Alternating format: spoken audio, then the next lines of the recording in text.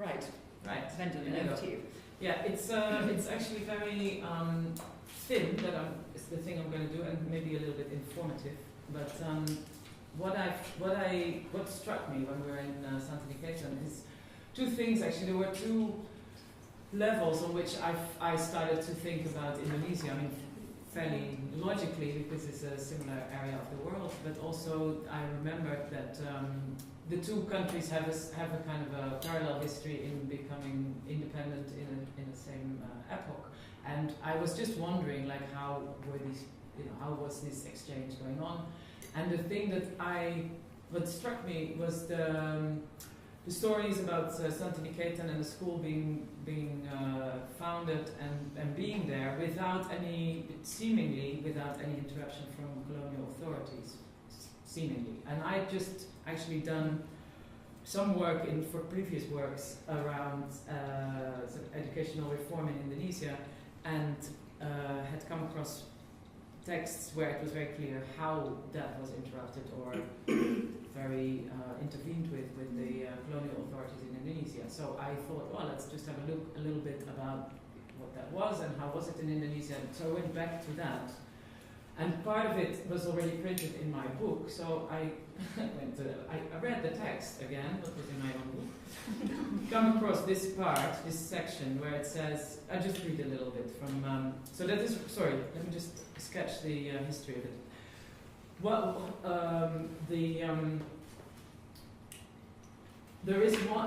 happened in Indonesia in the beginning of the 20th century was that there were several anti-colonial movements or independence movements, and they did different things. And then one of the kind of fairly large things that happened was that there was a big growth and setup of what they called wild schools, and they were schools that were trying to stay.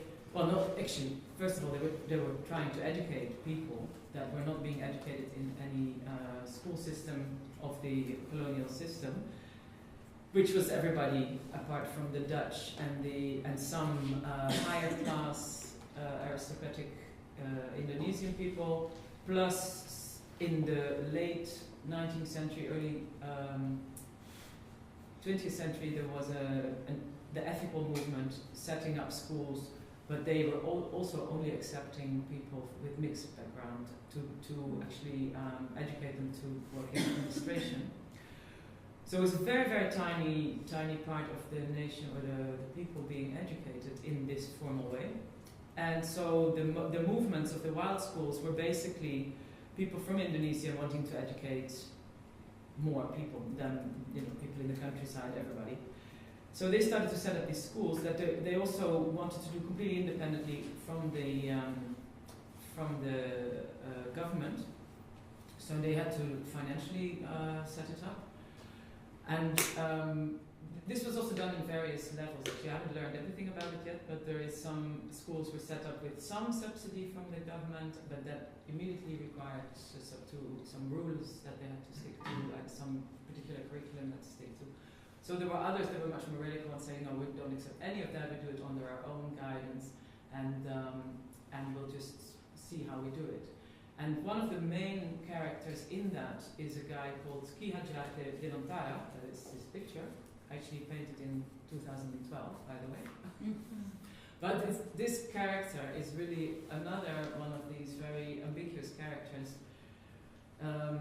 because the reason that he appears here in my publication is that I started off making a work around this, or not around, actually, I came across this text, If I Were a Dutchman, when I was making a particular work that I won't go into, and I always wanted to publish it, because this text is incredibly beautifully written, also on a literary level, and it's a pamphlet text, which, the title might suggest already something. It's written by a Javanese,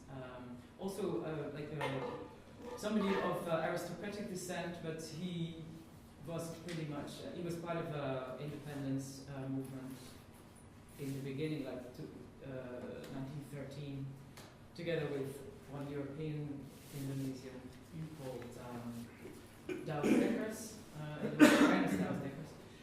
Anyway, blah blah. But the reason I I started this publication like that, but what happened to that guy is that after he wrote that pamphlet, he was exiled from Indonesia, and first of all to this island that was called Digul.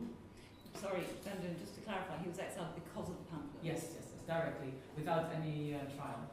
And then he was supposed to go to this jail island that all the political people were sent to from the beginning of the 20th century, which is a very, very heavy story actually. It's called Digul. It's on Papua New Guinea.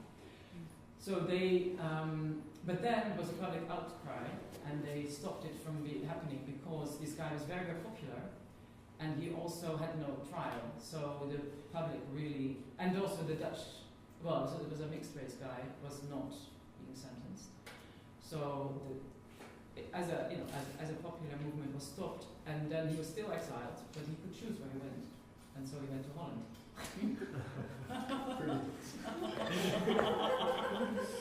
Anyway, he there actually studied pedagogy in the 19. So it's actually during the First World War, and he couldn't go back because it was the First World War.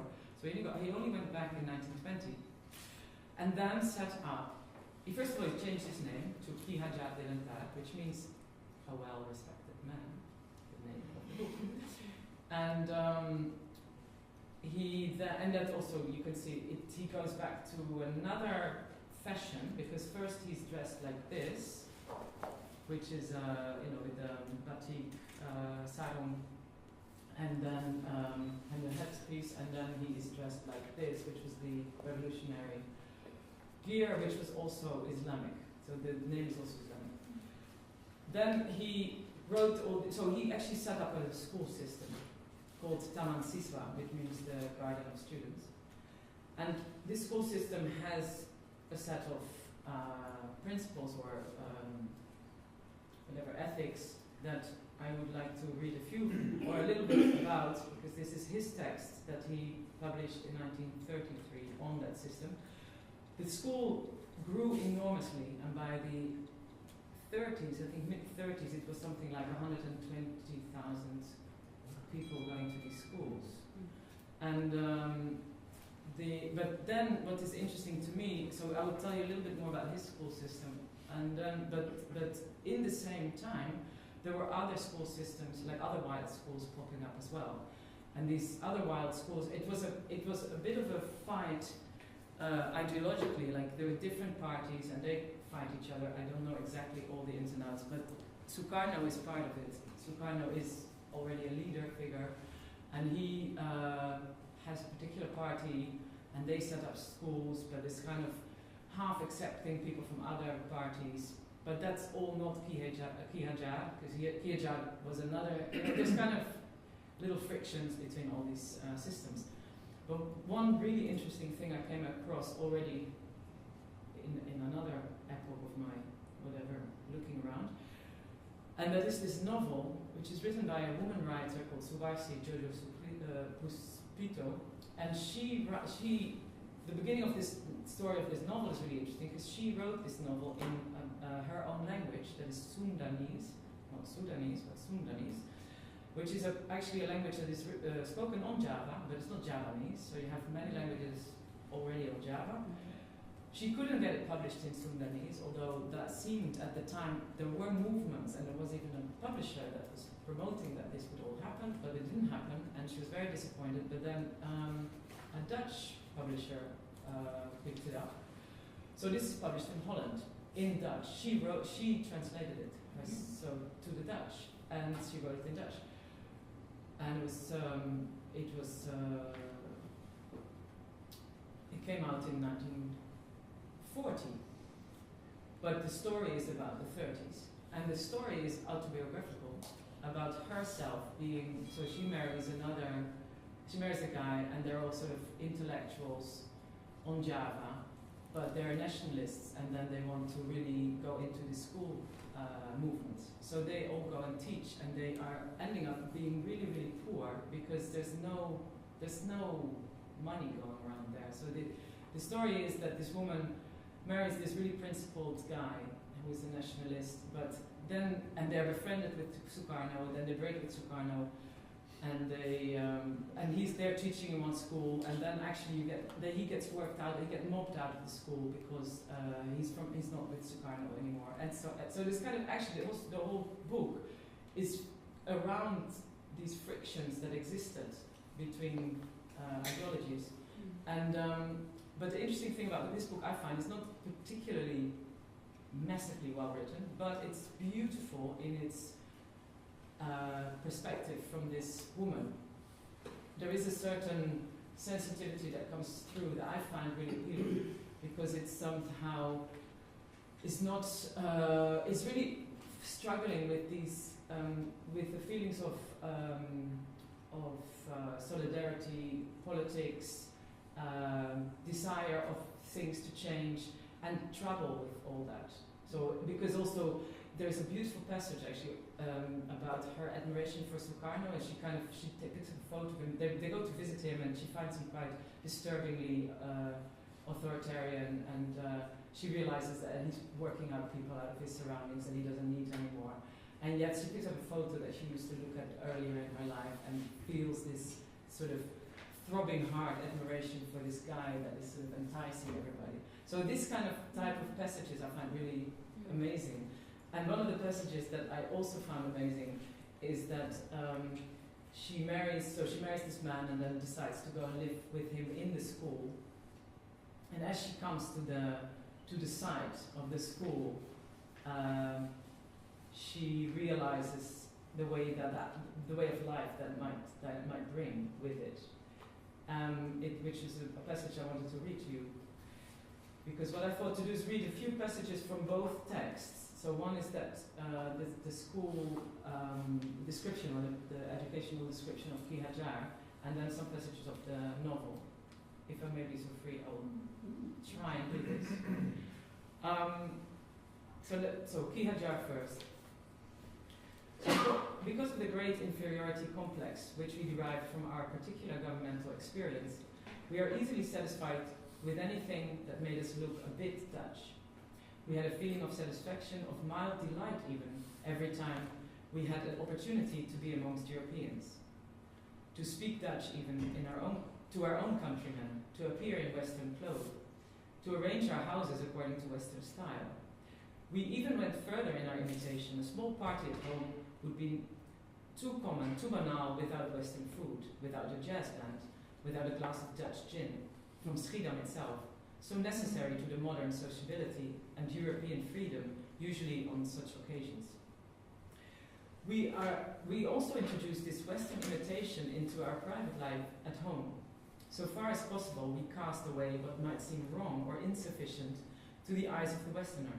We called our boy Johnny if his name was Juno, or a girl Marietje if her name was the beautiful Maria. This placed us, after all, on the same level as the Dutch. In spite of all this adaptation, we have found little that might be considered of real moral value, according to the world cultural standards.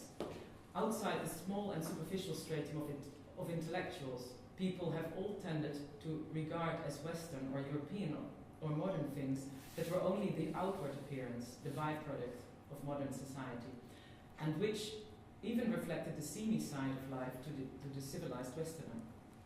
Even in the most perfect cases of imitation, I think, any Dutchman who was above chauvinism would probably not be able to keep from laughing if he saw how much effort we make to attain a European appearance.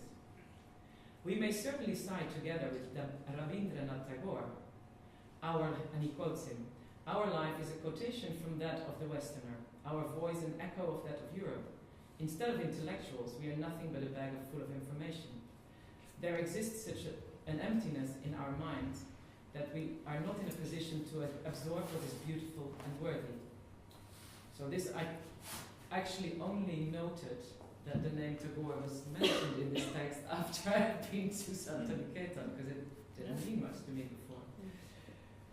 So I'd like to sort of contrast or just read on from the voice of Suvarshi, this woman writer, and read a small passage that I just translated to English on the plane. The rest, I was almost going to read it in Dutch, which could be a fun, No, fun experience for most of but us. for our, on the website for our international audience. I don't like that remark. You don't either.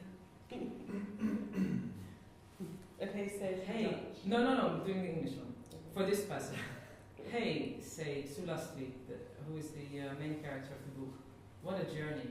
I feel dizzy. But what's this? She picked up a mutu, a grinder, looking at it critically and noted that it had been used to make rujak. How come that thing ended up here, on a desk of all places?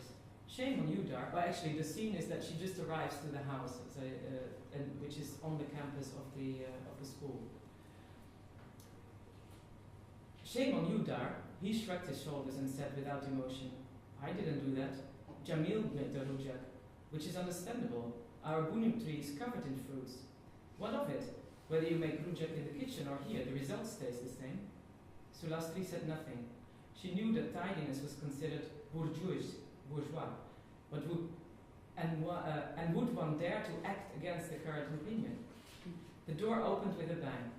Sudarmo entered and opened the side window. The daylight poured in over the interior and made all that was bearable in half-dark, grimly ugly and poor. Sulastri was struck by the impossible interior that, besides lack of hygiene, proved to be the home of an intellectual because there were books everywhere, and a large bookcase had been placed against the wall and was crammed with books of all kinds. Socks, shoes and clothes were everywhere. A large spiderweb formed a net around the lamp. There were only 2 chairs, one of them with a broken seat, which served as a rack and a cloth hanger at the same time, whilst the sofa, which was covered in a batiked kai, seemed more suited as a chair than a place to sleep, because bits of ash and cigarette butts on the floor or front of it were displayed on the front of it, or in front of it. The nicely decorated tiles were covered. Sulastri suddenly walked to the window. She wanted to cry and laugh at the same time. A strange tension came over her and tears came to her eyes. So this is one of the passages where this kind of idea that actually I find it quite interesting that in the 1920s they were so concerned about bourgeois being like something to do with tidiness. So that was something that I found interesting, and how she comes in and she needs to make a home there and finds it really difficult to deal with. And it goes on in all sorts of ways, actually including the tree climbing, which is also funny. That was part of the sort of liberties that were allowed students to do. And basically, the Taman Siswa school was meant to. Okay, I can read a bit more Kija Hajar's own words and try to explain it. In the year 1921, the Taman Siswa school was set up in Yogyakarta. The school immediately declared itself to be a national institute of education, something which of course remained to be proved. What is a national content? Why is it necessary? Is there really a national system of education? These questions were asked both by sympathizers and opponents, all of whom seemed to have been alarmed by the new words. When Taman Siswa leaders ordered, return from Western to national principles. One of the consequences was the use of the native tongue as the medium of instruction, and another, the replacement of Dutch children's games and songs by national ones. We mention only some of the more terrifying innovations in the curriculum. The then judgment was immediately passed. Taman Siswa is lowering the educational standards and setting us back decades. Our schools call itself perguruan, that is Javanese for the Javanese word parguron, derived from the word guru, teacher. It means literally the place where the teacher lives. It can also be taken as a derivation of the word berguru. In Javanese it would be meguru, i.e. the learning from somebody else. In this sense, the word may also mean a center of study. Pargurun often implies the teaching in itself, notably in the cases where the personality of the teacher constitutes the most important element, and in this sense it means the school of thought being pursued. The school of thought being pursued. According to the ancient Javanese system of education, and indeed that of ancient Indonesia, and perhaps even of Asia in general, The school should be at the same time the dwelling place of the teacher. There he resides permanently. He gives his name to it, or better, the place is called after him. From near and far, pupils come to him. He doesn't go to the pupils. He should not be, as we put it, a sumur lamuku tinimba, a walking well from which the public drinks. The entire atmosphere of the pagurun is imbued with the spirit of his personality. In such a pagurun, formal studies come second. This does not imply that little attention is paid to it. Otherwise, we would not have given it a special name. But the first thing is always the personality of the teacher, providing guidance for life, as we call. This we call, using a modern word, opvoeding, upbringing. So the idea is indeed that the school is not, further on in his text he also explains that the school is not paying attention only to lessons that are given like in a more formal way, but the moment of getting up, eating, having conversations, sports, was all part of education, all part of the schooling system. So that was the Taman Siswa ideal, and in this there was a kind of an ambiguous but open attitude towards the girl participating in the schools. There was a percentage of girls participating. They were allowed to sports, bicycle rides, etc., but other things they were not allowed to do. It was quite a funny kind of division. This picture I wanted to show you because it is indeed, it says, it's from the collection of the Tropen Museum where I happened to be yesterday doing a tour. And it says as a subtitle, the Heer Surjudu Putro, and he was one of the directors of this Taman Siswa school, so the Sekihaja school, and he's lecturing these young students who are going to become teachers. He's lecturing about Tagore. So the picture says this guy with his hand on his back and his knee slightly bent is reading about Tagore for all these others. I thought that was quite a great picture to find. Yes, we want to know, it. is that a picture of Tagore in the book? Or am I just projecting? No, my, for sure. I can think What's of the the beer? right? Or am I I'm almost certain. Yeah, it's Tagore, right? I would say 99 because I've been actually doing parallel research, which is interesting, but on like a mirror side. And I would say 99% that is a copy of Tagore's educational ideals that was translated by Noto Siroto in Dutch, in fact, and that it had only one image of it, which was on the inside, and which was a photograph of Tagore. Yes, let's have a closer look. We might Yeah, get it is. There he is. Exactly. It's a good education of ideas. Yeah. I can bring up. But this photograph can be had in a much higher resolution, obviously, because it's in the photographic collection of the Tropical Museum. Yes. We have many lines that brings us in. Not yet. Minutiae. It could be anybody's idea. It is his. Look, She's got a Yeah, look, it's here. Wow. you have. I'm trying. We have the book there, or? Yeah, I think maybe we can pass it around. Good for I could us. just quickly put it up. I'll put it up. So what year is this? This picture must be after the coming out of this book, which is later than what I'm referring to, because the schools were set up in the 20s and it goes on. So the book that I'm reading is like 30 something. This text that he wrote is 33, Kihaja, and he's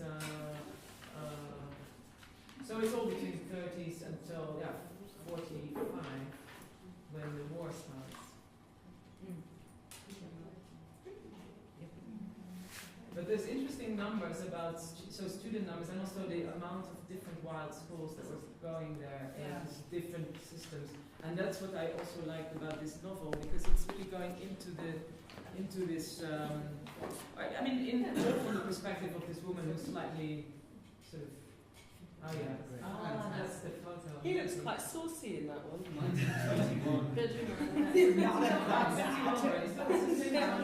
bizarre I know, resources. yeah, I really would not have that.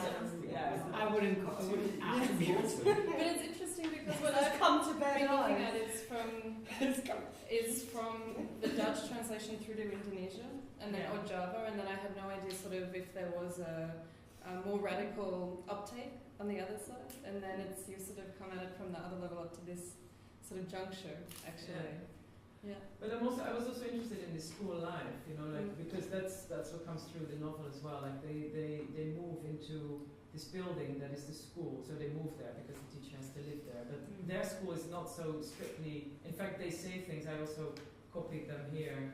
They say things about Pi Hajar that they say, "Oh, we're not like the followers of Pi Hajar that would assume that would actually look at me as a Western intellectual." So there's a lot of judgments going, you know, back and forth about what is true nationalism, what is true whatever. And then, so that's one part, and the other part, which I feel more attracted to, is indeed this sort of personal struggling between, I don't know, certain expectations of life and how it is personally affecting people and ideals and political struggle. So it's written from this position of this woman is extremely interesting because they do get into more and more trouble, and this is all autobiographical. So they went into one school to teach, but they get worked out by the Sukarno bunch. Then they set up their own school, and they have like 5 students, and then they get extremely poor, and they keep going, and they sort of have this really difficult relationship nice and difficult relationship to friends. But there's a certain passage in the book before he's worked out of the school. There is the razzia by the Dutch government workers, researchers, and they actually burn all their books, and they take Sudarmo, that is the head of the school, her husband, take him to the police station, and they. So this passage is also quite nice. I mean, I've only put it through the Wikipedia with the Google Translator, so I don't think I can. I cannot really read it out. I was hoping to translate it all before I came here, but it was not really. Didn't leave me enough time. But it is actually it's quite interesting. But I'm interested because I'm just interested in this sort of harshness and the awareness of what could be, you know, how it's played out, you know, what could be dangerous in a situation of that kind. So and I find it's kind of to be found there. So I can't say what I mean, I just feel an interest in where this system is trying to hit to stop people from thinking independently and setting up these alternative systems. But it is interesting what you say about this school teacher and his wife who then get their books burnt, and that, you know, when the independence movement comes, or the independence movement, will that be the right way to describe when their books are burnt? No, the books are burned because they are recognized. I mean, they are being constantly watched because they have an alternative school that is not into this. I mean, the pupils pay tiny amount to go to school there. From that tiny amount, they buy the books and they do the teaching, but they are independent from the government, and so they are closely watched.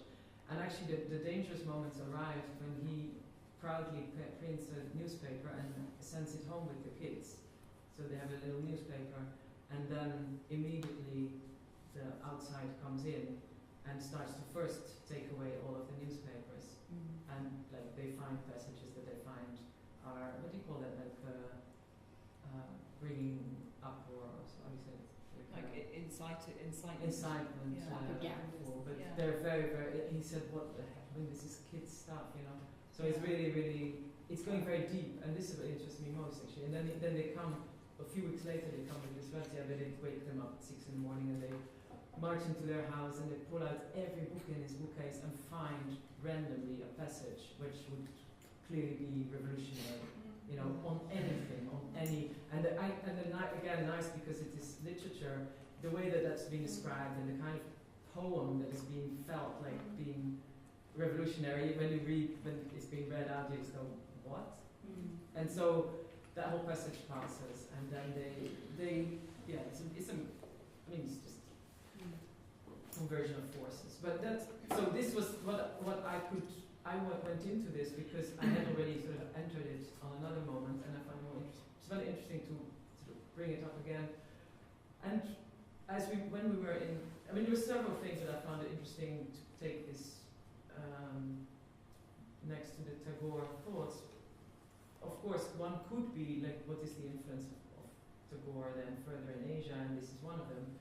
But another one, it could be something, I don't know, I was actually also thinking, well, but maybe that's my own interest more than anything, that it just could be interesting to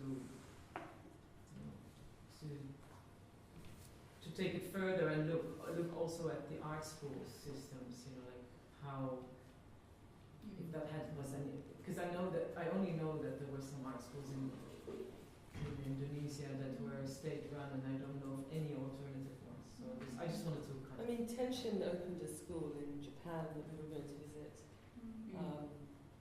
And I'm sure there are lots of different examples of all kinds of schools. Well, actually the Kihajar system does include a lot of art, and because it's also, I guess, because it comes from this Tagore, or it was similarly developed, it has a lot of emphasis on art and art expressions in the form of music and dance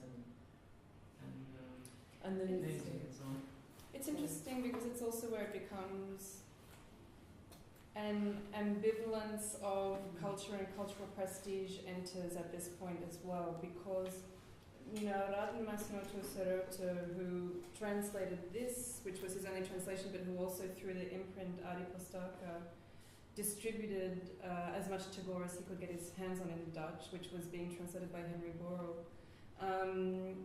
was very invested in a project of Javanese cultural campaigning, in a way, of preserving a Javanese sort of cultural position.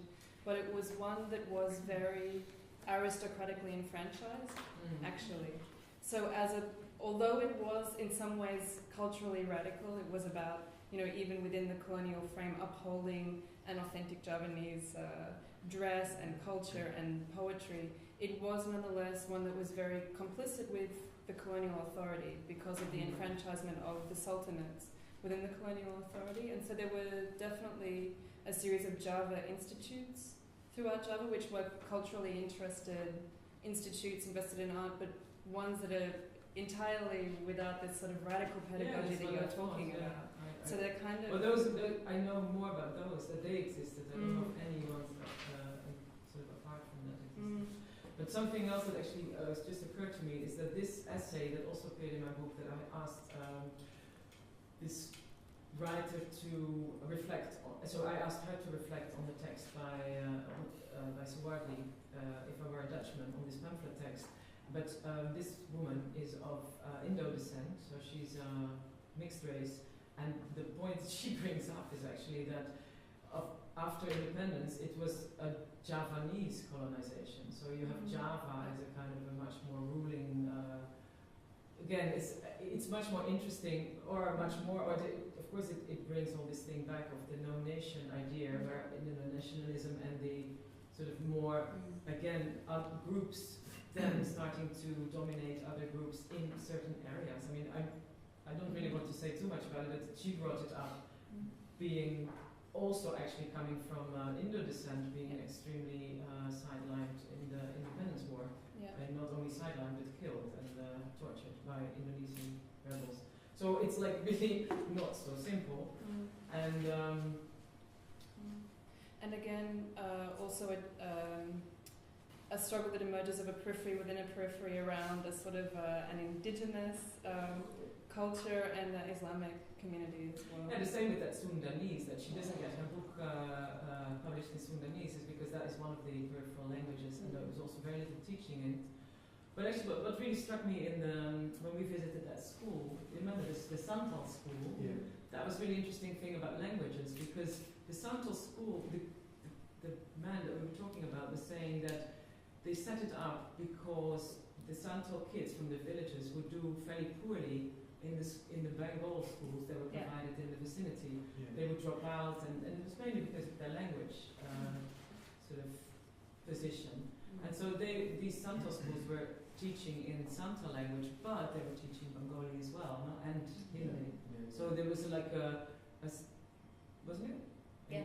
Oh, I'm just seeing you shake your head like, oh, God, oh, no, that's right. No. That's what he said. Yeah. So, and then I was thinking about these wild schools because they also talk about how they hook onto local languages, but then there is always this sort of hierarchy of languages. You have Sundanese, and you have Javanese, and you have Malayan, and then you have, and now sort of the main language became in Bahasa Indonesia, but that comes from Malayan, and Sundanese is like hasn't come to that surface. So there is always I guess a sort of a also there's this problem of hierarchy of language or something like that. If you come from one region and you're from another language, then there's a lot of steps to make to come into other. It kind of reminds me it comes back to Adrian's thing and the idea that Adrian brought up in the first workshop we had around fragmentation and approaches to Tagore through fragmentation, but also this question of language.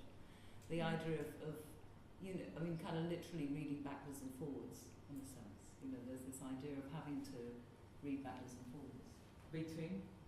Yeah, I'm kind of... Backwards and forwards. All these dialectics, home and world, and what it means to translate between those two, and they're translated through the economic, as we've heard, materially, but also through poetry, through poesis, actually.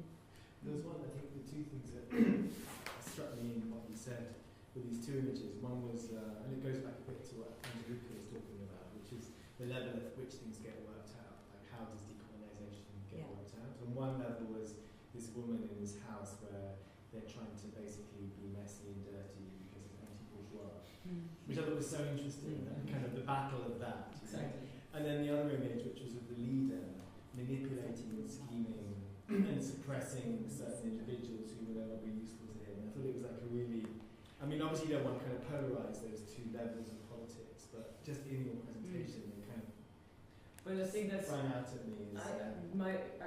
If anything, if I'm going to continue any of this, it's along these lines of interest in these kind of difficult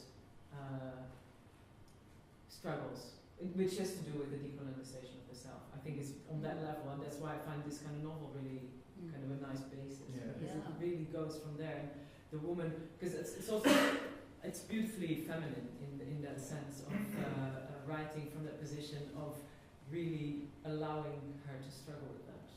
She's constantly, because she's very on the case and she feels very proud to be fighting for the good cause. That's why she lets herself live this life of extreme poverty. At the same time, she doesn't want to live dirty. She doesn't want to. And I find this is so gritty and true and so difficult. It also reminds me of a book I'm reading at the moment called Jungle Nama, which is about a city guy's a journalist who's gone and spent 3 weeks or a month with the tribal communities, the guerrillas in northeast India, in Orissa, and in the jungles there. And he basically, goes and lives with them. And, every day there are these guerrilla schools, basically. These they could also be interpreted as wild schools, like teaching all kinds of different things, not just about arming oneself, but also about how to, think about the rest of the world in their home. And it's a very different situation, of course, but I think because they are already inside the jungle as such, and they're already tribal people, they're protecting themselves. They have and their kind of relationship to education is very interesting. It also reminds me of Margaret Dickinson's film Beyond the Line, Behind the Lines. Came to mind, a film on Frelimo. I think this is also Anshuman Dasgupta's researches around these autonomised, anarchic zones within. I mean, and hopefully this is what I'm hoping he will talk a little bit about this in Berlin. And but he also talked about a book when I was re-listening to our final conversation on the roof in Shanton Occasion. He talked about a book called Wild History, and he isn't it the margins of it? History at the margins of history or something like that. I couldn't the work Guha. out. Is it the Yeah. by Guha? Yeah, is that what he's talking about? I wonder whether we should look that book up. Yeah. Yeah. Because then, yes, it is. Is it spotted? Yeah. That would make sense. Yes, Maybe we need to start building a book list. Because We should do a reading list. Well, reading list sounds too punitive. I mean, a book list is more open. You know, reading list is like homework. You know, but in that Guha book, he talks about this text by Tagore, yes. where he talks about the history of the poet's history and the history of the day. Yeah. Yes, So, and that's it's quite interesting that, I think going back to what I was saying at the beginning, that this guy who's like a subaltern study guy, Marxist, is taking the time to reflect on Tagore's notion of a poet's history. Yeah. And that's quite interesting. That's where it came from. Yeah. Yeah, absolutely. No, we should definitely get that. Well, maybe Angela can. And it's what we need him to talk about. Yeah. You have I some. just wanted to, two more pictures. Yeah, One is great. indeed at Taman Swiss West School, like with the easel in the front. So that was one. And the other one is a girls' class, which I found really sweet. So this actually the two times it's the same teachers. There's a mevrouw Jour, was it Suryu Di Putro, and meneer, so the sir and the madam and sir of this. They both teach, which is very similar to this novel where they both teach, and so there's also this idea of the girls in the school. Yeah. what? What's that? Sir. Mevrouw is Sir. the word for no. Mevrouw is madam, Oh, madam. and the sir is meneer. But yeah,